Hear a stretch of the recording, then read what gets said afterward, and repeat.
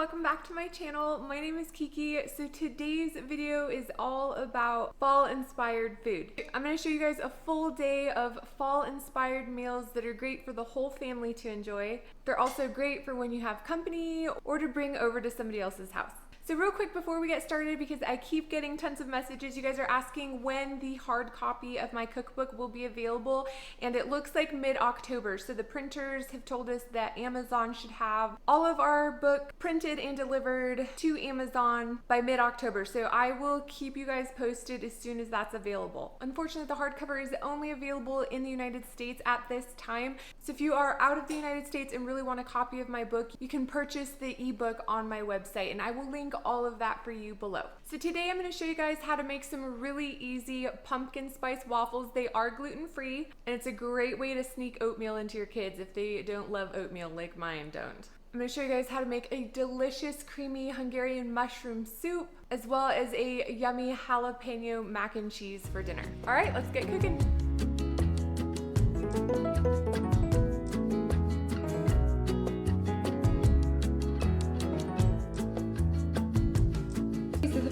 Is get my waffle iron heating up. So I've just plugged that in, and that's going to heat up while I get the batter made. All right, so for these waffles, it could seriously not be easier. We're just going to put everything in the blender and blend it up, and then you're ready to go. So the first thing you're going to need is about 2.5 cups of rolled oats, and I will put everything in the description box for you guys so that you're not having to sit there and take notes.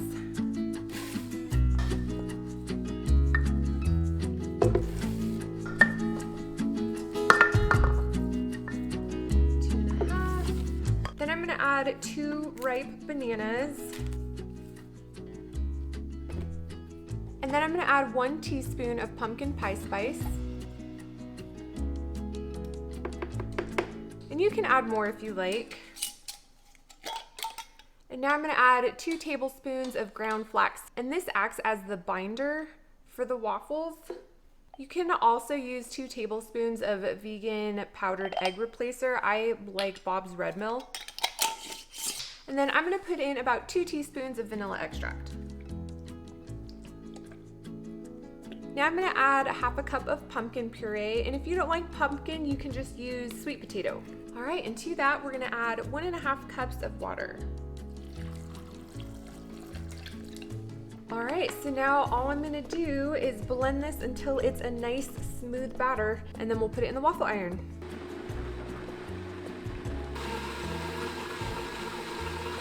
All right, and that is what the batter looks like, nice and smooth. All right, so my waffle iron is nice and hot. The light turned off, so now I know that it's ready to use. So you may have to lightly spray your waffle iron if it likes to stick. I am going to lightly spray mine just because I don't like to take the chance that these will stick. All right, so I'm just gonna take my batter and I just pour in a little bit. And then I just put the lid down, and I'm gonna let it stay down for about 8 minutes. All right, guys, it's been several minutes. All right. There, these look perfect. They're nice and crispy. You see that?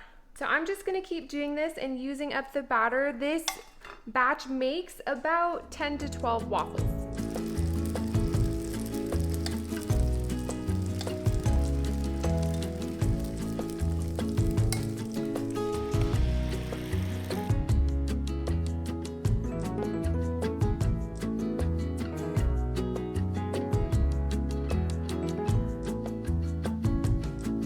Guys, here are those delicious pumpkin waffles. They're so good. My kids don't even know they're getting oatmeal because they insist that they hate oatmeal, but they love these. So they like to have a little maple syrup on them. I personally like them plain. Make sure you guys give them a try and let me know what you think.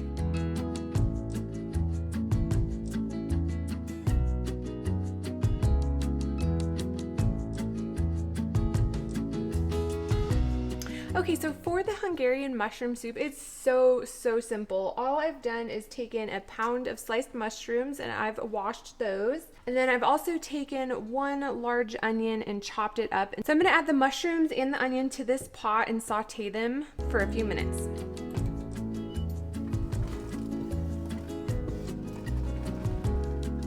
So I'm just gonna add a little bit of this vegetable broth just to help them cook down.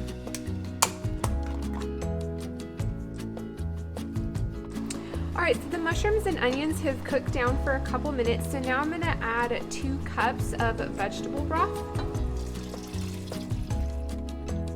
And now I'm going to add 1 tablespoon of soy sauce. I'm going to add 1/2 teaspoon of dill. And then I'm going to add 2 teaspoons of paprika.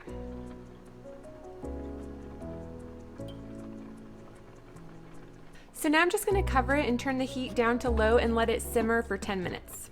So while the soup cooks down for 10 minutes, I'm going to make the plant milk and flour mixture to help thicken the soup and make it nice and creamy. Now, if you're gluten-free, you can thicken the soup with water and cornstarch, and I will put that option in the directions for you guys. So I'm going to take 1 cup of this plain soy milk. You can use any plant milk you like. I just think that the soy milk works the best. And so here I have 3 tablespoons of flour. So I'm just going to add the milk to the flour and slowly whisk it because I don't want any lumps when I go to put this back in the soup.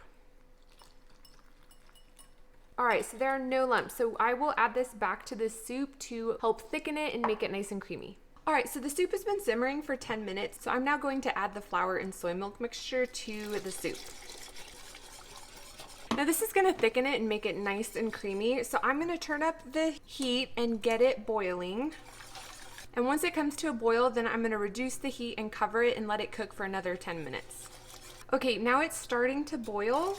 So I'm just gonna whisk it up. I'm gonna put the lid on and I'm gonna reduce the heat again to low and I'm gonna let it simmer for 10 minutes. Okay, so while the soup finishes cooking, I'm gonna make some grilled cheese. Now I'm just gonna use this sprouted grain bread. You can use whatever bread you like, but I like to use sprouted whole grain bread because I want my kids to get as much nutrition as possible. So now I'm gonna take my cheese sauce here and I will put the link for this in the description box below. This is one of my most popular recipes. So if you haven't made it before, I highly recommend you make it and put the cashews in it because they make all the difference. So I'm just gonna spread some of the cheese sauce on the bread and then grill it up. And it just takes a few minutes. And I didn't spray this nonstick griddle at all. I never have any trouble with stuff sticking to this thing, so. Okay, now that the soup is done cooking, I am going to finish adding the rest of the seasonings. So I'm gonna add about 1 teaspoon of salt. You can add more or less, just adjust this to your taste. Add some freshly ground pepper. And the juice of 1/2 small lemon. And then I'm gonna add about 1/4 cup of chopped fresh parsley.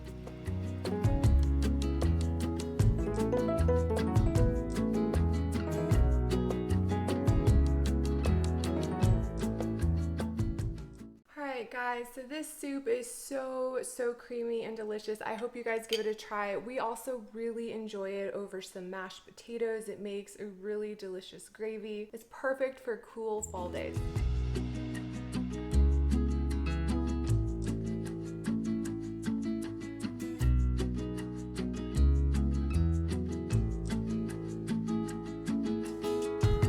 Okay, so for dinner, I'm going to be making this really delicious mac and cheese with some jalapeños in it. And I picked up this box of whole wheat pasta. I just found it at the natural grocery store, but it's really cool looking noodles and my kids get really excited when there's a different shaped noodle that they haven't seen. So I'm going to get this boiling and then I'm going to show you how I devein and de-seed our jalapeños so that they're not spicy. Of course, if you like things spicy and you don't have to share with your kids, then chop those suckers up and throw them in. Okay, so for these jalapeños, all I'm gonna do is trim the ends off first.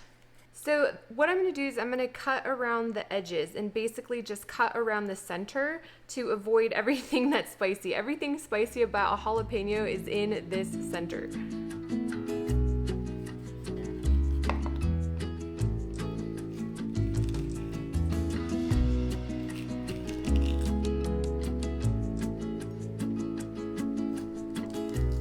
Okay, so unfortunately, since I'm sharing this meal with my children, I have to chuck this. So then I'm just gonna finely dice this up, and it gives us that nice jalapeno flavor without the spice. Of course, if you like it spicy and you don't have to share with somebody that doesn't like spicy, then you can just chop the jalapeno up and throw it in.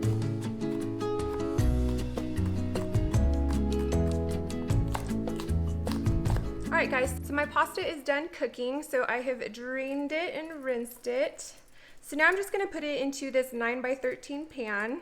Now for the cheese sauce, I'm gonna be pouring my cheese sauce over it. I make a double batch of this every Sunday because we use it all week long. So I will link the recipe for you guys in the description box below, as well as the video, so you can see how I make it. So I'm just gonna pour some on and mix it up. So if you've never made my cheese sauce before, make sure you use the cashews in it unless you can't have nuts. But the little bit of cashews that this takes makes a huge difference. And then of course, if you're allergic to nuts, then you can just leave them out. And the cheese sauce is still good, but I am telling you, the cashews make it absolutely amazing. Now I'm gonna add all of the chopped jalapeno. And it looks like I didn't need all 3, maybe just 2 jalapenos. Now the pasta is gonna soak up more cheese sauce when it bakes, so I like to make sure it's really wet. At this point, you can check the seasonings and adjust them. I'm gonna add some freshly ground pepper.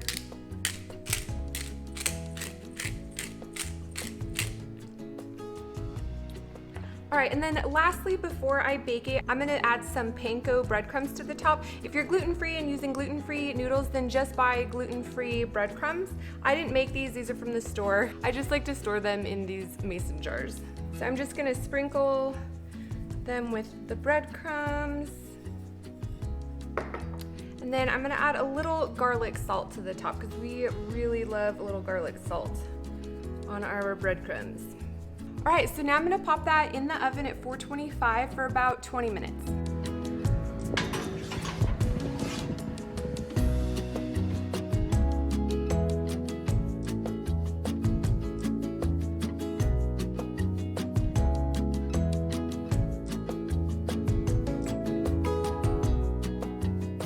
Guys, this mac and cheese is so creamy and delicious. This is what I make whenever we're having non-vegans over because they can never tell. And it goes really well with a nice big salad.